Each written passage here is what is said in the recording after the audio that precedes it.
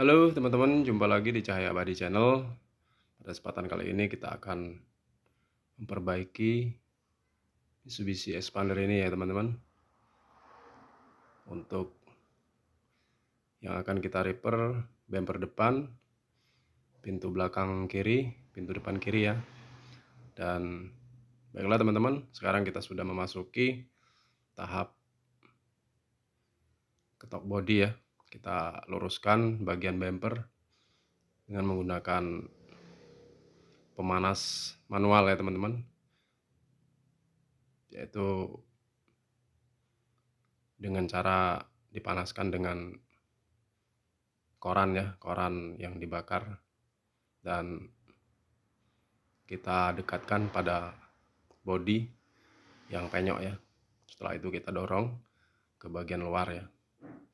Dan untuk bagian pintu ada penyok sedikit, pintu belakang kiri ya. Dan ini kita luruskan dulu, nanti setelah itu kita proses dempul ya. Baiklah teman-teman, sekarang kita hampir selesai untuk proses pengetokan bodi. Dan setelah ini kita amplas bagian yang penyok, yang bekas ketokan atau yang cacat ya. Kita amplas sampai habis bagian catnya, lalu kita dempul ya. Baiklah teman-teman, sekarang kita sudah memasuki proses pendempulan. Dan bagian yang tidak cacat tidak kita habiskan ya, kita amplas saja sampai benar-benar terpangkas ya bagian atas permukaannya ya, permukaan clear coat lama ya. Dan setelah itu baru kita proses dempul ya, seperti ini.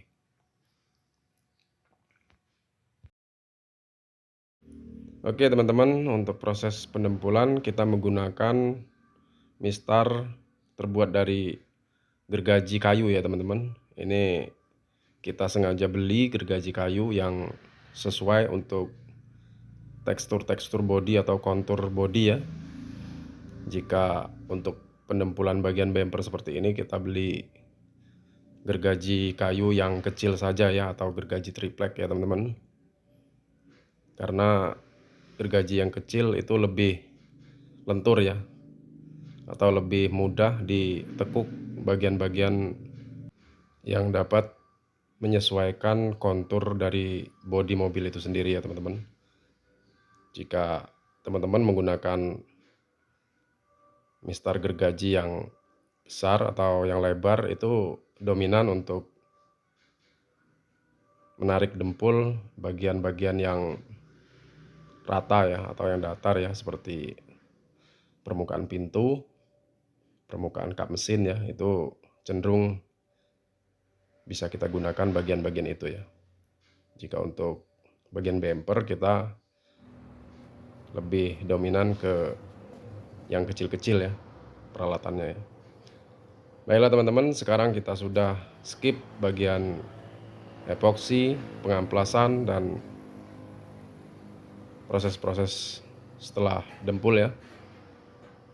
Sekarang kita sudah memasuki tahap pengecatan, dan sekarang kita sudah tahap pembersihan bagian permukaan bodi. Dan kita membersihkan permukaan bodi menggunakan degreaser ya. Degreaser yang kita gunakan adalah degreaser AXT dari produk Belcoat ya teman-teman. Dan ini degreaser ini sangat mudah didapat ya di toko-toko cat ya.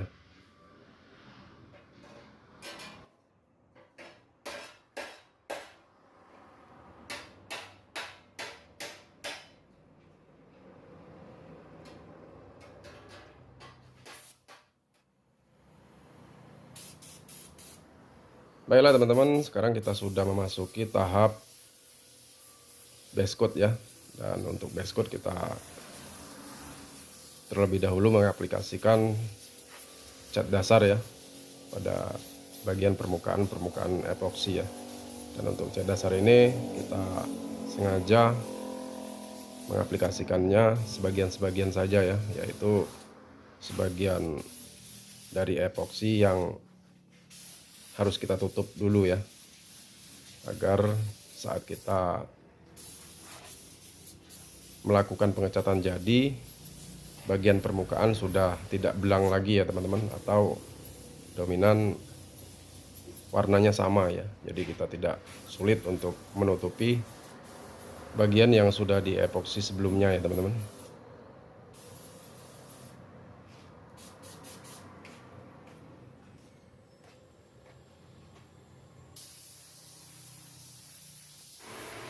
Baiklah teman-teman, sekarang kita sudah memasuki proses cat jadi ya teman-teman.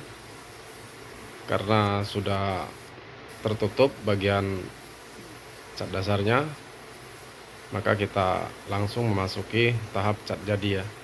Dan untuk cat jadi, kita tutup hingga rata bagian-bagian yang sudah kita cat dasar tadi ya. Karena jika tidak tertutup bagian cat dasarnya, maka warnanya akan belang ya teman-teman. Karena cat dasar tadi tidak selalu sama dengan warna cat jadi ya. Biasanya kita gunakan cat yang sedikit muda ya, warnanya yang sedikit muda, agar warna cat jadinya tidak terlalu gelap ya teman-teman. Jadi saat kita mengaplikasikan cat jadi, itu lebih lebar daripada cat dasarnya ya, sehingga cat dasar tertutup dengan sempurna ya teman-teman.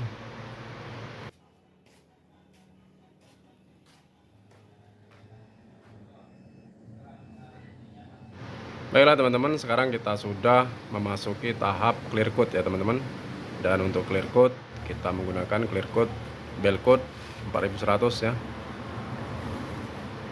Dan untuk clear coat kita aplikasikan 2 layer ya teman-teman, agar clear coat tidak terlalu menumpuk ya.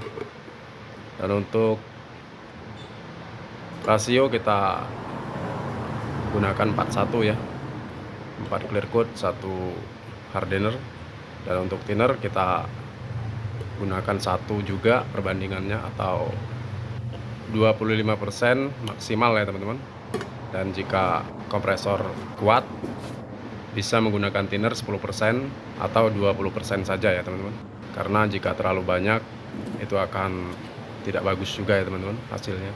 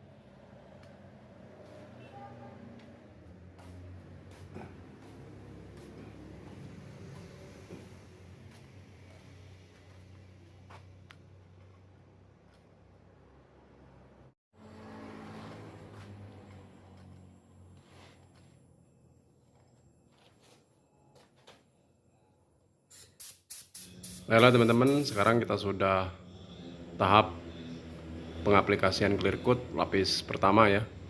Untuk pengaplikasian clear coat lapis pertama ini kita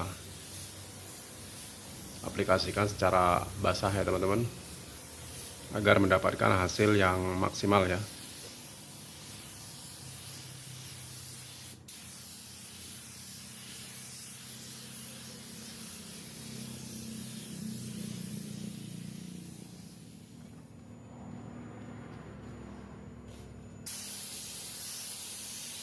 Oke teman-teman, sekarang kita aplikasikan clear coat lapis kedua ya. Dan ini adalah lapis terakhir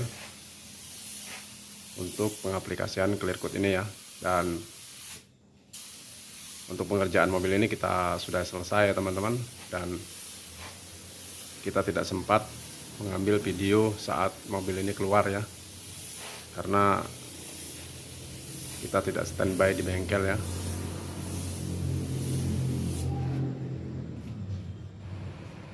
Baiklah teman-teman, sampai di sini dulu perjumpaan kita kali ini. Sampai jumpa lagi di video-video kami berikutnya. Jangan lupa like, komen, dan subscribe ya bagi teman-teman yang belum subscribe, dan bagi teman-teman yang sudah subscribe kami ucapkan terima kasih ya teman-teman. Baiklah teman-teman, sampai jumpa dan assalamualaikum warahmatullahi wabarakatuh.